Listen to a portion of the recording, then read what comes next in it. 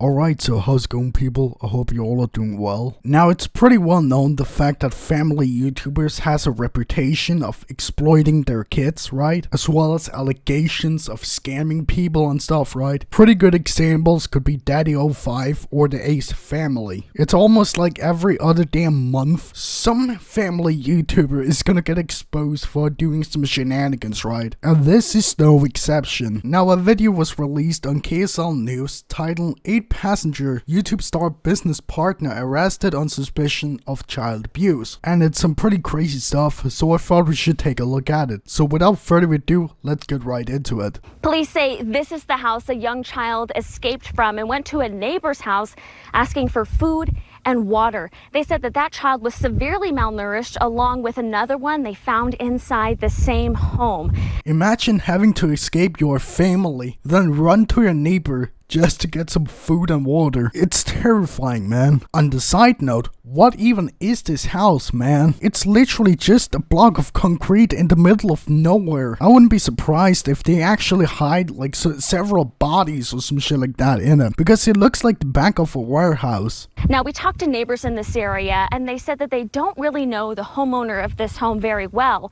Yeah, no wonder why they don't know the homeowner. The building literally looks like a warehouse in a horror movie. But she's in business with a woman who has gained a huge following online, with YouTube videos getting hundreds of thousands of views. Of course they're gonna get hundreds of thousands of views when their fan base is literally toddlers who can't do other things than to shit in their diapers and eat their own boogers. Kids will watch anything, man. And it's pretty sad to see how a family YouTuber like 8-passengers can be able to basically wrap up hundreds of thousands of views for abusing their own children. It's really baffling, man. So being a mom's a full-time job, but popular Utah family vlogger Franke was arrested Wednesday. The 41-year-old mother of 6 is known for sharing clips of her children's daily lives on their now defunct YouTube channel, 8-Passengers. No. Today, she and her business partner, Jody Hildebrand, are accused of abusing some of them.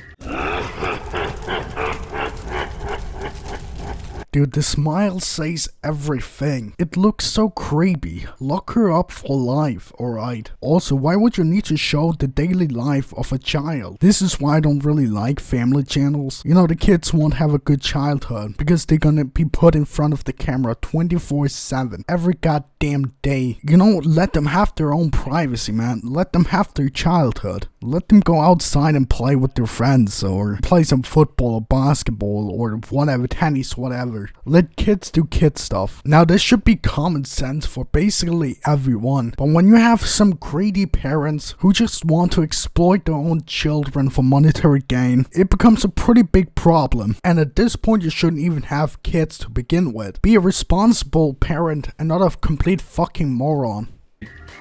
No. My bedroom was taken away for 7 months and then you give it back like a couple weeks ago. I don't think our viewers know that. You've been sleeping on a beanbag. I've been sleeping on a beanbag since October.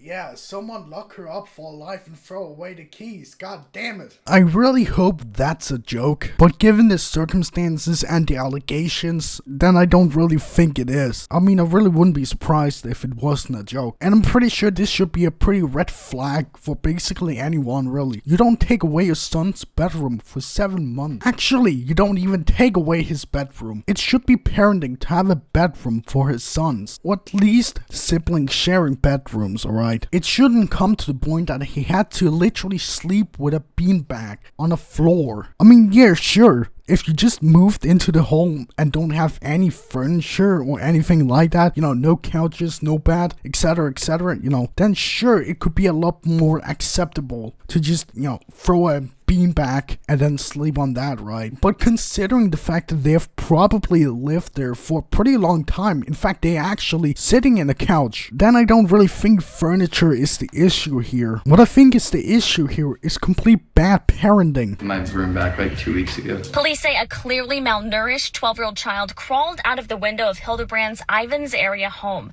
A neighbor called 911 when he showed up at their house asking for food and water. My God, hope the poor kid is ridiculous, alright? Lock this woman up for life, dude. She should be locked up for life for harming children. Like, you don't do that. You don't abuse anyone, actually. It's a fucking 12-year-old child. Like, how retarded would you have to be to abuse a child? It's really disgusting, dude. Officers say his wrists were duct taped. He had wounds from being tied up across his body. Investigators say they found a 10-year-old girl inside the same house who was also malnourished. What action movie is this? I have a feeling that 8 Passengers is the next Daddy 05. Duct tape, rope, etc. It almost feels like a goddamn kidnapping. And to make it worse, there was also a 10-year-old child. Now it's a 12-year-old child and a 10-year-old child that show clear signs of abuse. As a brother to a 7-year-old sister, this shit makes me pretty fucking mad. I for real have no idea how people would even have the thought of doing this. It's terrible and disgusting and deserve a life sentence.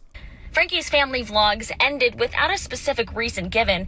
Franke now works for the Utah County company Connections along with Hildebrandt.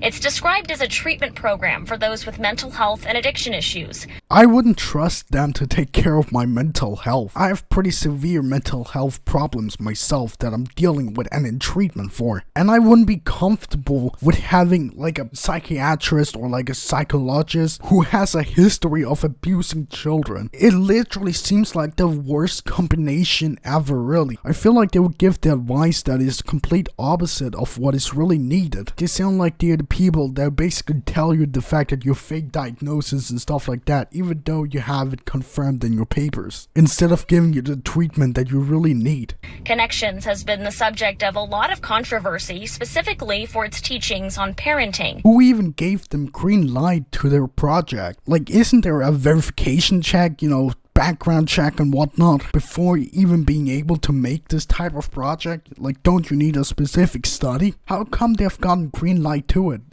That's my fucking question. Like, who thought it would be a good idea to let them take care of people's mental health problems as well as parenting stuff, right? With exactly allegations behind their name as being abusers. Many of Franke's siblings are also online content creators. Her sisters released a social media statement saying, quote, "Ruby was arrested, which needed to happen.